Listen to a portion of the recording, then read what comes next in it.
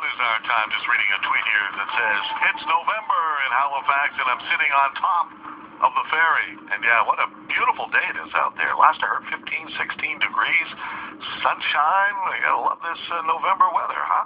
All right, 3:21 is our time. Amy Graves of the Valley Group that calls itself Get Prescription Drugs Off the Streets is awaiting word from the RCMP on complaints she has lodged against several members of the force. The complaints in connection with the lack of an investigation, as she sees it, into the death of her brother, who died after combining alcohol with prescription drugs. And Amy Graves joins us on the phone this afternoon to tell us a little bit more about the situation. Hi, Amy.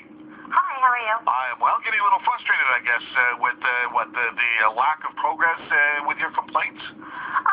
Yes, just more along the lines. I'm just frustrated in general with the whole way the situation was handled. I don't think it ever should have came to this point. Well, why did you lodge a complaint in the first place? Tell us the reasons behind it.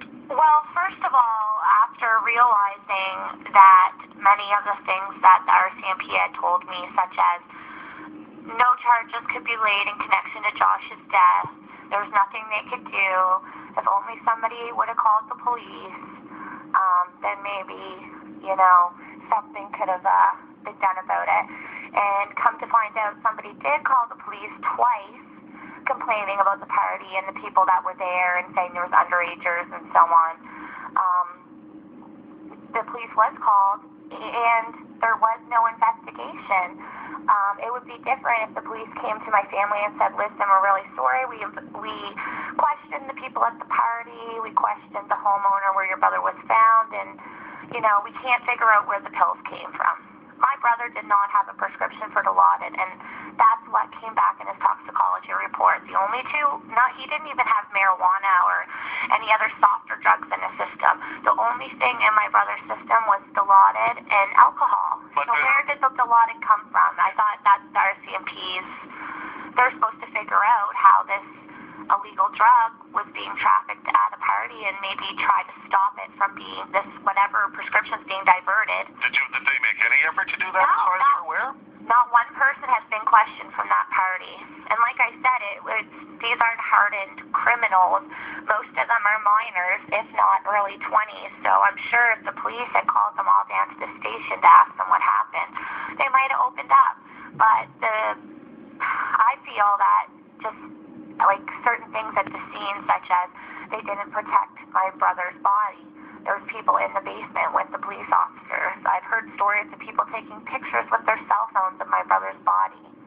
Like just horrible things. His pockets were emptied out by officers and his belongings were given out to people at the scene.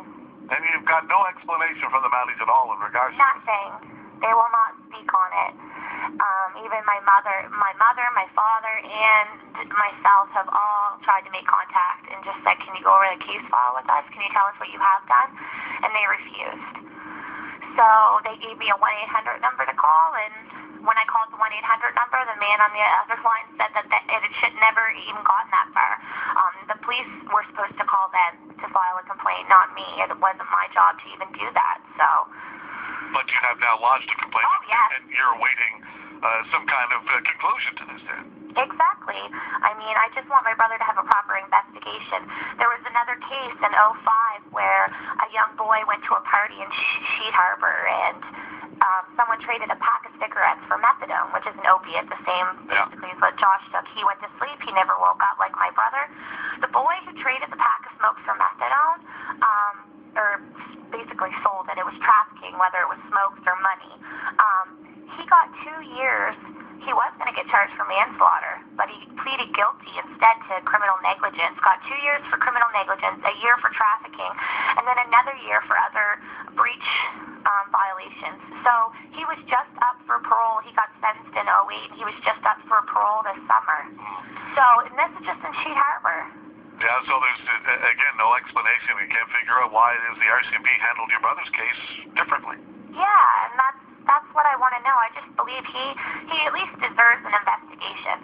Because right now, for all we know, someone slipped it in his drink. No one's, it's not, I don't believe that, but I mean, no one's proved otherwise because there has been no investigation. Well, Amy, we'll keep in touch with you on this, and I know that you'll keep reminding us that the RCMP haven't responded yet to your complaints, and we'll talk again, I'm sure.